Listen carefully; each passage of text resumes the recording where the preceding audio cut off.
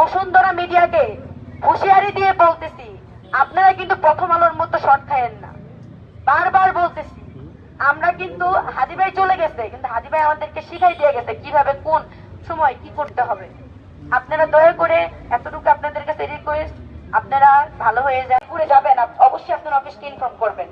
তাহলে ও যদি আসলে নিউজের কথা বলে, আমি যদি নিউজের কথা বলে গাজীপুর নিয়ে যাই, ও কেন ওর অফিসকে ইনফর্ম করলো না?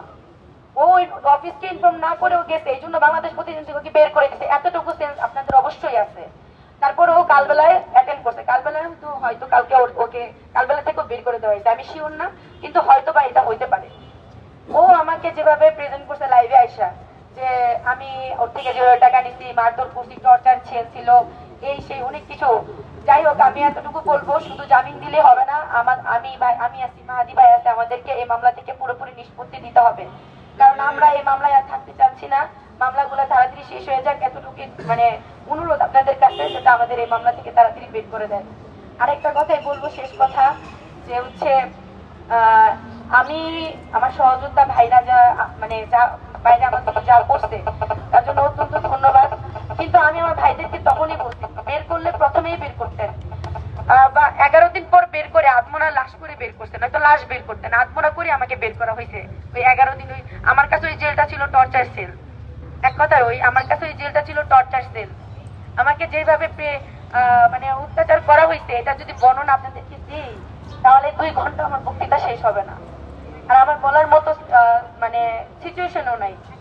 আমি এতটুকুই বলবো, আজ যে এত সাংবাদিক আসছে একটাবার আমাদের কথা শোনার জন্য, এই মামলা যখন চলে আমি সব সাংবাদিকের পায়ে ধরে বলছি, ভাই একটা নিউজ করেন, যে কেন আপোষনামা নিয়ে আসলো। আপনাদের মনে কি প্রশ্ন জাগে নাই? বিবাদী আপোষনামা নিয়ে যায়, বাদী কেন আপোষনামা নিয়ে গেছে? আপনাদের মনে কি এই প্রশ্নটা জাগে নাই?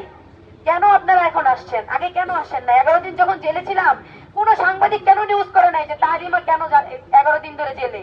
কেন এই প্রশ্নটা করে নাই? কিছু তথাকথিত সাংবাদিক আছে যারা আমার বয়স জানাও নিউজ করে, যে আসলে জুলাই যোদ্ধা তাহারিমার বয়স কত। তারাও নিউজ করে যে আমি নাকি সময় টিভির মতো এত বড় একটা চ্যানেল কিভাবে নিউজ করলো যে আমি এই দুর্জয়কে হানি ট্র্যাপ করে ওইখানে নিয়ে গিয়ে ওকে ওর থেকে টাকা নিয়ে ওকে রাস্তায় ছেড়ে দিয়েছি, চৌরাস্তায় ছেড়ে দিয়ে আসছি। সময় টিভির মতো এরকম। এখন সময় টিভি এখানেই আছে। এখন যে সময় টিভিকে ভুয়া বলে নিউজ দেয়, সময় টিভি সেম কাহিনী। আমাকে সবসময় ওরা নেগেটিভ ভাবে প্রেজেন্ট করে। তা ওনারা এইভাবে প্রেজেন্ট করছে, সকালে রিমান্ড, দুপুরে জামিন, সন্ধ্যায় মুক্তি। এটা কেমন কথা? কেমন ভাবে এত বড় চ্যানেল গুলা এইসব নিউজ করতে পারে? ইউটিউবের কথা বাদ দিলাম, আরেকটা আছে কালবেলা, কালের নয়তো বা আপনাদের উপর আবার স্টুডেন্ট বা আমাদের যে ক্ষোভটা, সেটা প্রকাশ হয়ে যাবে অতি শীঘ্রই। আমাদের